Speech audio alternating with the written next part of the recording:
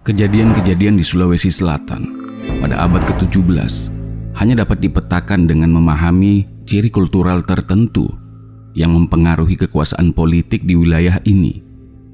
Salah satu ciri mendasar itu adalah keberadaan 4 suku besar di Sulawesi Selatan, yakni Bugis, Makassar, Toraja, dan Mandar. Suku Bugis mendiami seluruh bagian timur dan separuh bagian barat dari semenanjung Sulawesi Selatan. Berikutnya, suku Makassar mendiami bagian barat dan selatan.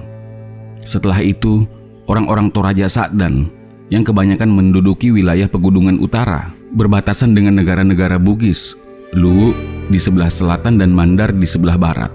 Terakhir, orang Mandar menempati wilayah pesisir dan pegunungan di barat daya. Orang Mandar dapat dibagi menjadi 2 kelompok.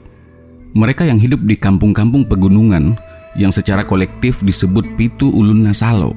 Mereka ini secara etnis adalah orang Toraja, dan mereka yang tinggal di pesisir yang banyak di bawah sebuah konfederasi Pitu Baban Nabinanga.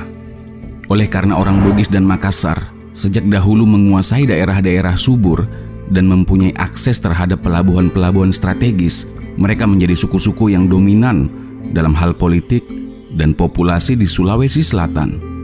Sebaliknya, Mandar dan Toraja sering menjadi korban ambisi penguasa Bugis atau Makassar dan ikut pula tenggelam dalam kehancuran politik yang terjadi di pesisir. Abad ke-17 dipenuhi dengan perburuan hegemoni antara kerajaan Bugis Bone dan kerajaan Makassar Goa. Persaingan ini terus tumbuh, baik dalam hal intensitas maupun ancaman untuk menguasai seluruh Sulawesi Selatan. Negara-negara di Sulawesi Selatan senantiasa berada di bawah tekanan Bone dan Goa dan mengikat komitmen pada salah satunya berdasarkan keadaan.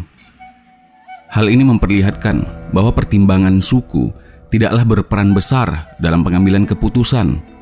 Contoh, negara-negara Bugis seperti Wajo, Luwu, Bulo-Bulo, dan Lamati menjadi sekutu Goa. Sementara wilayah Turatea di Makassar mendukung Arung Palaka pada Perang Makassar tahun 1666 hingga 1669. Konfederasi Mandar, Pitu Baban Nabinanga, adalah salah satu sekutu setia Goa dan memperlihatkan peran besarnya dalam perang itu. Tindakan balas dendam Arung Palaka dapat dihindari berkat kelihayan mereka menggunakan kerasnya medan pegunungan di daerah pedalaman. Sementara orang Toraja tidak berperan aktif dalam perang itu, kecuali mungkin beberapa orang yang tergabung dalam pasukan Datuk Luwu.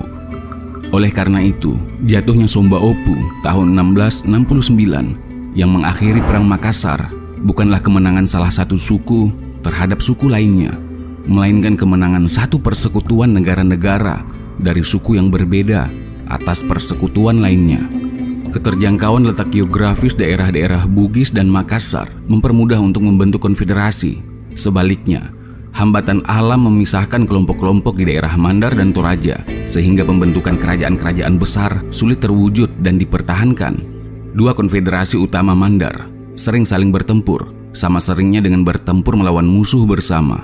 Negara Balan Nipa adalah konfederasi wilayah pantai yang terkuat dan sering berhasil memaksakan kehendak kepada negara lain pada abad ke-17.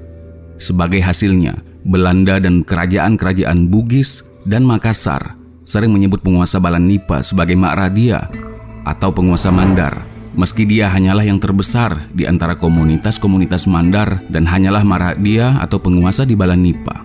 Secara umum, komunitas-komunitas Toraja adalah yang paling sulit untuk hidup berkecukupan di daerah pegunungan mereka. Setiap tanah datar yang ada digunakan dan sebagian bukit dibuat menjadi teras untuk menanam padi.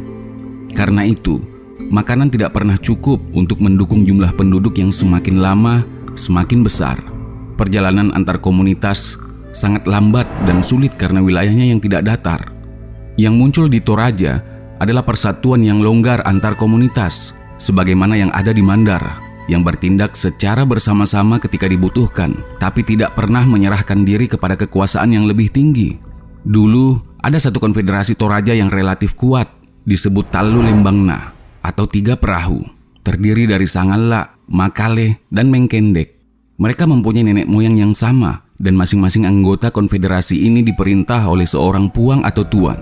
Namun, konfederasi ini jelas hanya sebuah pengecualian dengan sebuah struktur adat yang lebih kompleks daripada kebanyakan komunitas Toraja lainnya. Noy, Palm, 1975, halaman 64. Pada abad ke-17 dan awal abad ke-18, komunitas Toraja Sa'dan bergabung menjadi satu untuk melawan invasi Bugis. Namun ketika ancaman itu berlalu, mereka kembali ke daerah masing-masing dan mencairkan kesatuan itu.